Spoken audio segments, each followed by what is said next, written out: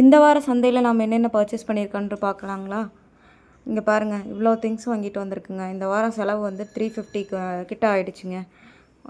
நானும் எப்படியோ 250 300க்குள்ளே மேனேஜ் பண்ணிடலான்னு பார்த்தேன். என் ஹஸ்பண்ட் 300 தான் கொடுத்தாரு. ஆனால் 350 ஆகிடுச்சிங்க.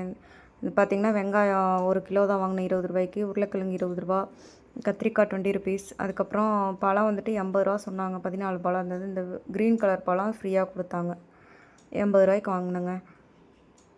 இது செவ்வாழை பரவாயில்ல, ஒரு பழம் 6 ரூபா போட்டு கொடுத்தாங்க. அதுக்கப்புறம் வந்துட்டு கேரட் பார்த்திங்கன்னா 20 ருபீஸ், காலிஃப்ளவர் 10 ரூபா தான். பூ வந்துட்டு 2 பூ 30 ரூபாய்க்கு வாங்கிட்டு வந்தேன், மல்லிகைப்பூ.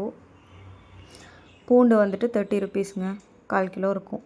அதுக்கப்புறம் அந்த சிப்ஸ் 20 ரூபா. அதுக்கப்புறம் பார்த்திங்கன்னா அந்த புதினா கட்டு 10 ரூபா. பாஸ்தா பார்த்திங்கன்னா 3 பாக்கெட்டு 30 ரூபாங்க. முருங்கீரை 2 10 ரூபா, சாரி முருங்கைக்காய்.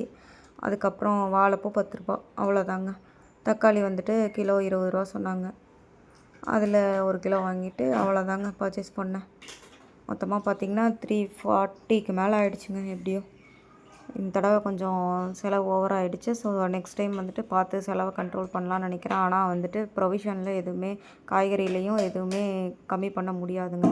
உங்களோட பர்ச்சேஸ் எக்ஸ்பீரியன்ஸ் எப்படி இருக்குன்றது கமெண்ட்டில் ஷேர் பண்ணுங்கள்.